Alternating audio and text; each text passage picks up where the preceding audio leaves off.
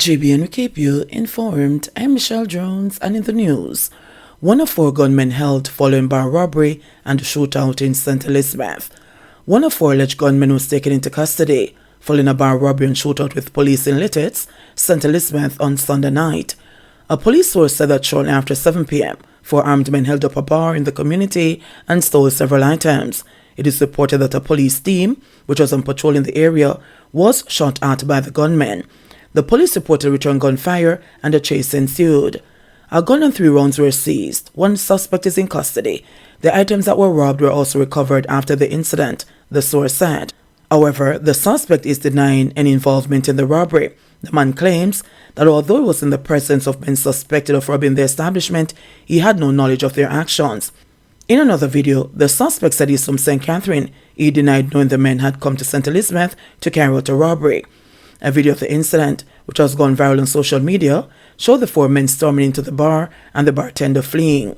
The men then grabbed items from the bar before the police team approached the area from 3rd Street. 3 of the men escaped while their crony was arrested. One brother dead, 1 injured following violent incidents on St. Ann Plaza. 1 man is dead and 2 others injured following a series of disputes at the 8 Reverse Plaza in Oteres, St. Ann. The deceased has not yet been identified. According to the police, at about 2 p.m., 2 workers had a dispute at the Sakura restaurant on the plaza. It is reported that an altercation developed and one of the workers was stabbed multiple times by the other. The injured worker was rushed to hospital and admitted in serious but stable condition. A police source said that shortly after, a man, who was said to be the brother of the injured worker, came and attacked the other worker. Lawmen say a police officer that was on the scene intervened in the second dispute and shot the alleged brother of the injured worker after he disobeyed the police's order to stop the attack. The brother who was shot by the police was taken to hospital, where he was later pronounced dead. Investigations continue. Insurance broker sentenced to 9 months for embezzlement. An insurance broker was on Monday sentenced to 9 months in prison for reportedly embezzling over $1.5 million.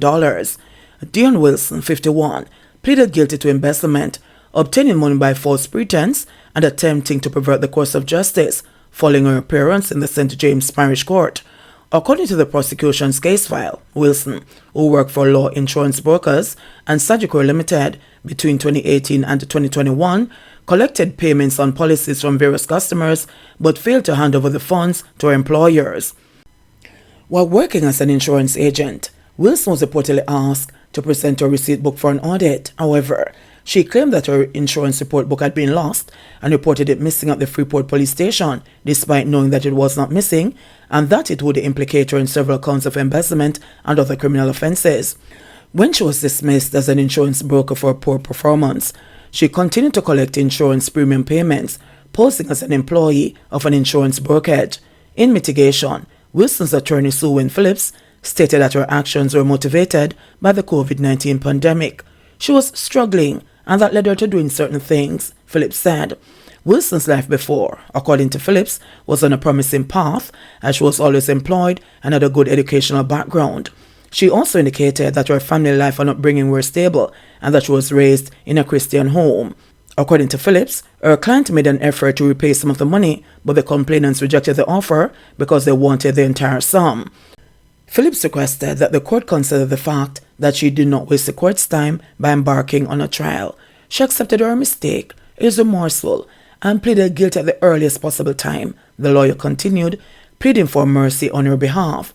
Presiding Parish Judge Keisha Grant Price said that the report was a remarkable one, noting that Wilson's actions were not influenced by factors such as poverty, poor upbringing, poor family relations, or a broken home.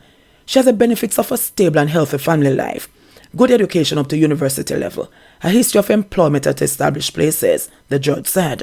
The COVID-19 pandemic, which is ongoing, cannot be deemed to give anybody impetus to steal from poor, hard-working middle-class citizens, Grant Price added. Certain examples of a teacher who was robbed of more than $500,000, as well as a retired person who was also victimized. The judge went on to argue that this was a deeply ingrained wicked behavior that couldn't be shrugged off as I was broke during the pandemic. Grant also reminded Wilson that she had stolen in excess of $1 million and that the court could not turn the other cheek, slap her on the wrist, or tell society that it was okay, especially given the prevalence of these types of offences, and that the court needed to send a message. For attempting to pervert the course of justice and obtaining money by false pretense, Wilson was sentenced to 6 months in prison on each charge. Additionally, she was given a 9-month prison sentence on the charge of embezzlement. Sentences are to run concurrently. Suspects held in connection with the Beryllium attack in Portmore Pines released. A source has revealed that most of the suspects held in connection with an attack on a Beryllium armored vehicle in Portmore, St. Catherine have been released. The suspects were released after witnesses failed to positively identify them in a series of identification parades. An employee of Beryllium, who was detained as a suspect, was also released after being questioned. The suspects were placed on ID parades in connection with the February 27 armed robbery of a courier truck at the Jamaica National Bank in the Portmore Pines Plaza in Portmore, St. Catherine. 2 guards were shot, one fatally by the hoodlums, who made off with about $10 million. In another attack last month, gunmen stole $23 million from Beryllium guards at the Scotiabank branch in Portmore. Shamar He, a 24-year-old of Fairview Park, Spanish Town, St. Catherine, was charged in connection with that incident. 5 people, including 4 security guards, were shot in that attack. Execution-style double murder rocks Montego Bay's People's Arcade. Monday's execution-style double murder in Montego Bay's People's Arcade as their family and friends of victim Ricardo Green reeling. One of his colleagues said that Green and his companion, Vanessa Hopkins, were found with their hands and feet bound by a rope. They had both been shot. Green was known for selling egg sandwiches from a handcart in Sam Shop Square to late-night revelers on their way to and from events. He was one of the vendors who used the arcade as a base. The popular commercial hub sells everything from food to clothes and household items. Green also lived there, occupying 2 rooms in an upstairs section of one building, though the area is not zoned for residential use. Green was originally from Glendavon in St. James. Hopkins, also a parish native, had been away for a while and just recently returned, according to onlookers who milled about the scene on Monday. Among them was Green's father, Howard, who spoke about the anguish his family is experiencing. His son's mother, he said, has been particularly hard hit by news of his death. The patriarch said after receiving a call that his son had died, he went to the arcade where his worst fears were confirmed. For much of the day, he fielded calls from acquaintances who were just as stunned as he was at the news and were also looking for answers. Howard Green had none. He has no idea, he said, what could have led to his son's brutal slaying. Their last conversation had revolved around plans to see each other soon.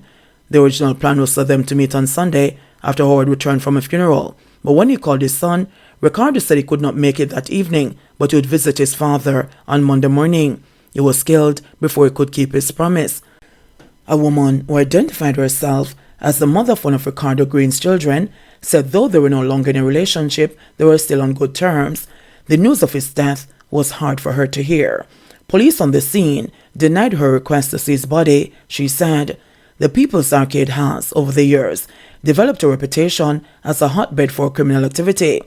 Activist O'Dave Allen, who for years has advocated that the facility's ills be addressed, believes Monday's murders could have been avoided if action had been taken earlier. Brian defends $2 million spent on TVs and tablets by Health Ministry during COVID pandemic.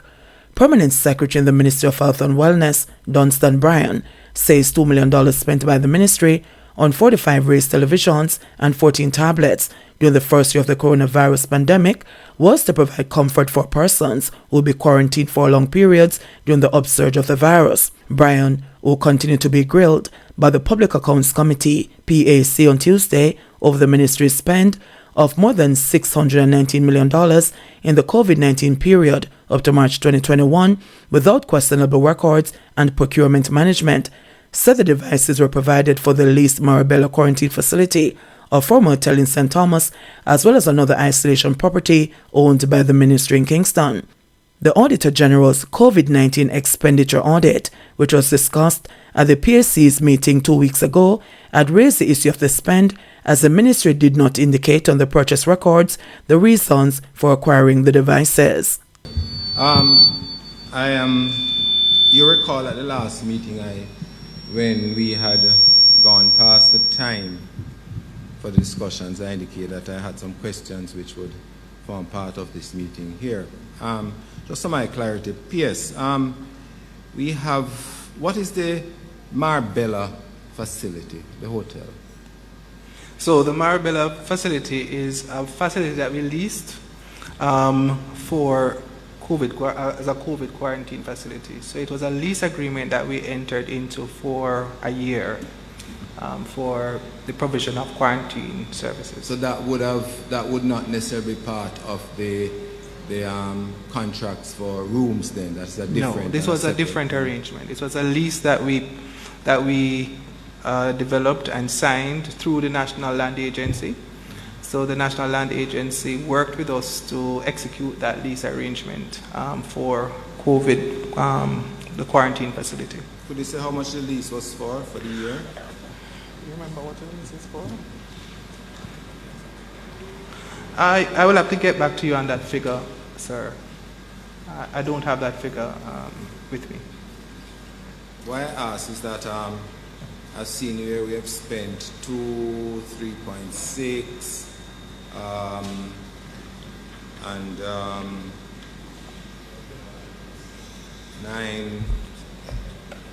13 million dollars on the improvement to that facility to retrofit it to the requirements of the ministry. Just out of curiosity, how much, I wanted to know how much it would have cost us to lease this facility. You know? I don't have that figure with me now. But we could get it. Sure, most definitely. Good. Just for completeness, PS, in terms of some issues that were outstanding, there was an expenditure on some TVs and tablets. Could you provide the committee with just an update on that? Sure. That was flagged as an issue. Sure, no problem. So, for example, the Marabella facility. So the Marabella facility, as I said before, was leased. It was an old hotel. I think, what's the name of that hotel again? It's Five Finger Jack. I'm not remembering the trade name, the public name. Huh? Five Finger Jack Hotel. It's in Bull Bay. The hotel was leased as a quarantine facility. However, we recognized that in order to house persons in an isolated way in a quarantine facility, we had to provide basic amenities for their comfort, for individual comfort, because we were removing from persons their freedom of movement. And they had to stay in those rooms for sometimes up to 33 days in some instances. So we retrofitted the facility with not only television, but we had an arrangement with one of the cable companies for cabling of the facility with Wi-Fi as well as televisions. So we purchased the televisions to retrofit the rooms. So there were two such facilities. One was the Marabella facility, but there was a facility that we operated owned by the Ministry of Health and Wellness, and operated as a quarantine facility in Kingston. Yeah. So those facilities, that's why we purchased the TV, because it would, in the discussions in the EOC at the time, it was felt that it would be inhumane to ask persons to, and remember at that time, during the course of the first phase of the epidemic, persons had to get the double negative to be discharged from quarantine. And so sometimes they would spend up to 6 weeks in quarantine. And it was felt at the time that as a humane issue, that they should be provided with the requisite arrangements for their comfort. So as you know, internet is almost a utility now in terms of mainstay. And so we provided internet access, and we also provided cable, and the rooms did not have television, so we purchased televisions for the rooms. Thank you.